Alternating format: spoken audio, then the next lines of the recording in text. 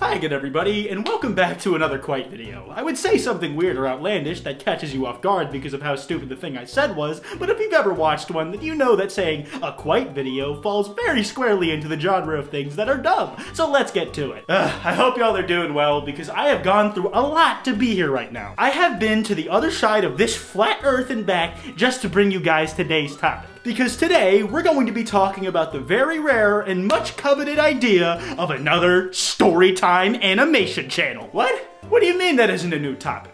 Well, what if I told you that this channel we're looking at was going to be different from the other ones? What if I told you that the stories this Storytime animation channel tells were actually real? Oh, so now you're interested, huh? No? You still think I'm a thumbhead? Well, sucks to suck, because today we're going to be looking at a YouTube channel called Storybooth. And at first glance, it may seem like any other of the number of these multi-million subscriber animated Storytime channels that have cropped up in the past year or so. But when compared to some of the largest peers in the field, such as Share My Story, My Story Animated, and Actually Happened, there are some key differences that really set it apart from them. For one, it has many more subscribers than all of the other ones I just listed. And as y'all know, numbers are the only thing I really care about. But aside from that, it's like I said earlier, the majority of these animated Storytime channels that are reusing assets and all that have only been in operation for about a year. Whereas Storybooth has been around since 2015, uploading during that whole time as well, doing pretty well performance-wise. And also further speaking of uploads, Storybooth uploads only around once a week, unlike the gargantuan daily upload schedule that channels like Actually Happened and My Story Animated still churn out to the day. Still not sure about Share My Story though, I'm pretty sure those guys are dead. Make sure y'all leave a like and subscribe with notifications on to never miss a video if you want me to check up on them. 10K likes and I will do it, because I have nothing else in my sad, miserable life than this. And also because your life depends on it, Jonathan. That definitely scared at least one of y'all out there. Anyways, back to whatever it is I was saying. Right, Storybooth is essentially a pioneer in the field of Storytime animations as far as corporate channels go. And on top of being, for what I know to be the first, they're also absolutely bulking in terms of collaboration numbers with YouTubers on the platform. There's a full playlist with all the videos they've done with YouTubers, though not a playlist made by them. And to not so subtly flex on us, their sub box is just a list of YouTubers they've made videos with. I guess they thought it would look cool to say that they smacked butt cheeks with some of these people, which, fair enough. Let's see what they got.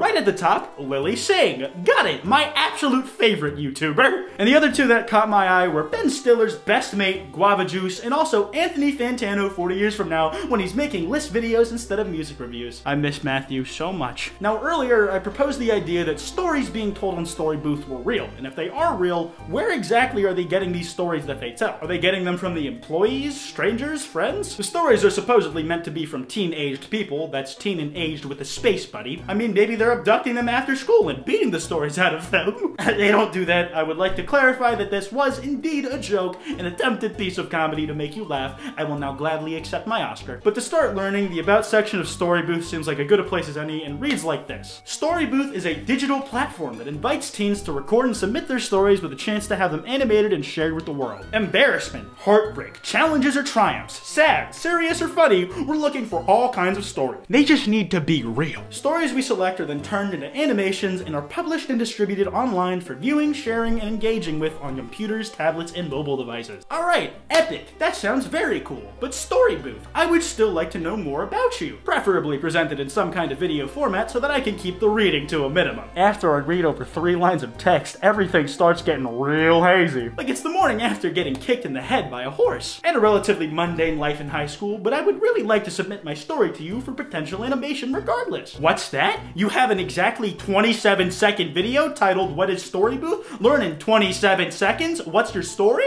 Oh wow, that sounds absolutely perfect for what I want to do. Let me watch it right now.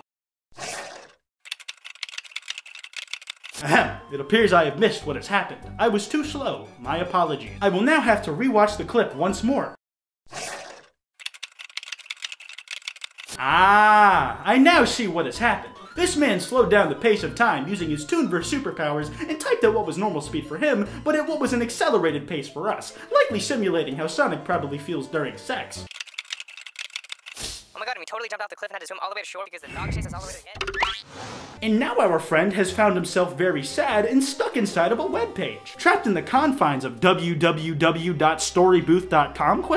The only kind of answer I'm getting to the question of what is Storybooth is some kind of extra-dimensional prison, similar to the box I'm stuck in. One that traps children and minors in it. That sounds bad. I was doing that thing where I made a joke again, just so we're clear. Oh, wahey! He might be trapped in a web browser for the rest of time, but all the kids at school like him now. Looks like this one was a win, boys, but we still have 10 seconds of video left.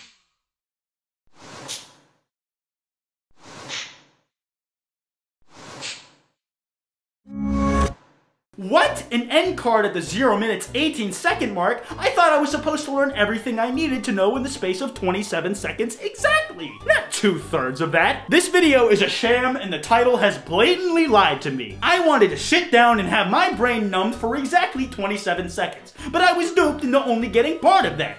But that aside, them creepy silent transitions of text with only accompanying whoosh sounds to emphasize how I am trapped alone in this eternal purgatory told us pretty much what we need to know. Basically, we go to storybooth.com and we use the Storybooth iOS app to record our own story. The recording of which, if selected, they help shape up into something a little more consistent that can be animated, and having looked at a couple of the stories that have been animated, it seems like they actually use the audio given to them by whoever is submitting it. At least based on the fact that I can feel myself being spit on whenever the kids accidentally hock a loogie into the mic. No using the same voice actor for 20 different people in videos. All the videos themselves are only like 3-minute little bite-sized things, and it seems like the stories are coming from real people. And to cap this video off, I want to take a look at one of these animated stories with you guys, under the pretense that we can pretty confidently say that they are real. And also because the title of this one is really funny. I stunk like a skunk in front of a hunk! And then the thumbnail is a skunk having made a nest on some random girl's head, and also a dude with the largest looking eyebrows I've ever seen. He could probably end a man's life with those if he flexed them the right way.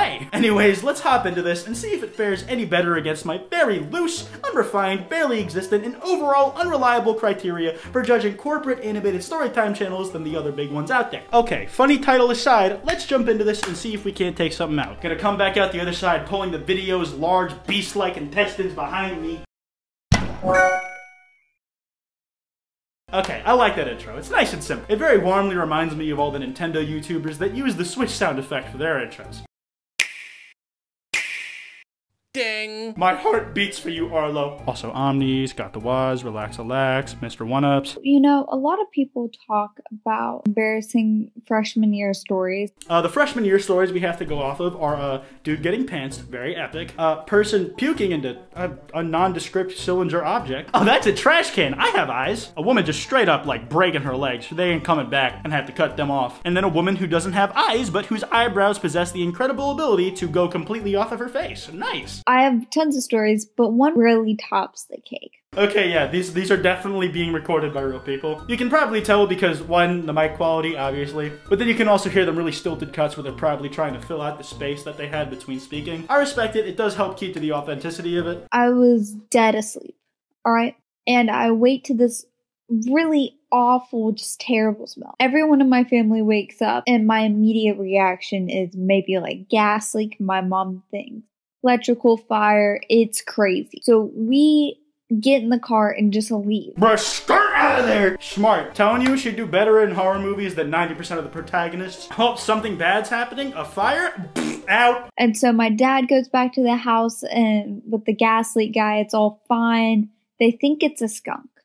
Bruh, look at the shit-eating grin on that skunk's face. That little stinker, see what I did there? Has definitely munched a big old turd in between his dentures in his time. Which obviously is not the worst case scenario. So we go back to the house, I sleep, and then my arms fold over the bed like spaghetti and I was never able to move them again. Basically how I feel when I wake up after sleeping on an arm. Until like 6, wake up, take a shower, and I go to school. I gotta say, even if it is rather simplistic, a lot of the animation feels really fluid. I do respect, there is some real craftsmanship that seems to have gone into this. Not on the audio department, obviously, but you can't really blame them for that one. This really cute boy walks in and he's like, oh my gosh, what is that smell? And I'm texting my mom, I'm like, Mom, I smell like a skunk, I gotta leave. I go to the front office. And I get to talk to the staff, and the secretary is just kind of stunned because, you know, you don't really hear about this. This isn't your normal, I gotta check out of school kind of deal. Bruh, I brought a skunk to school and he pooted. Big time, I smell like an unwashed 5th grader's gym towel. I can't even hate that much. The skunk has a lot of personality to it. Look at him having 2 pupils in his eyes, holding his hands to his chin, trying to look all innocent. Within not even 15 minutes, the whole room smells like it, and I feel so bad because each kid that walks in there It's like, what smell is that? Every kid who walked in there dies. The kill count was in the 30s that day. And that's why the government is after me for possession of a weapon of mass destruction. Listen, I got the kills for the kill streak, so I earned this nuke right here. And you're not gonna take it away from me, bud. Everyone has a bad freshman year at some point. And that's my story. And through the skunk smelling like shit, she makes it into the Freshman Year Bad Stories Hall of Fame. Anyways, yeah, I think I get the gist of it. Bit odd, yeah. Woo, okay, that was different. That was different for sure. Anyways, I'm gonna wrap this video up here. If you guys enjoyed, be sure to drop a like and subscribe with notifications on. Remember, like I said, 10K likes and I will check up on Share My Story, make sure they're okay. If you enjoyed this video, there should be another video on a Storytime animation channel that I made up on the screen somewhere. Click that if you want some more Storytime animated goodness. Be sure to get your merch at massedup.shop. Massedup.shop. Get this hoodie. But you can follow me on Twitter at Kwite, on Instagram at Kwite.png, and on TikTok at Kwite TikTok. This has been Kwite, and I will see you guys next time.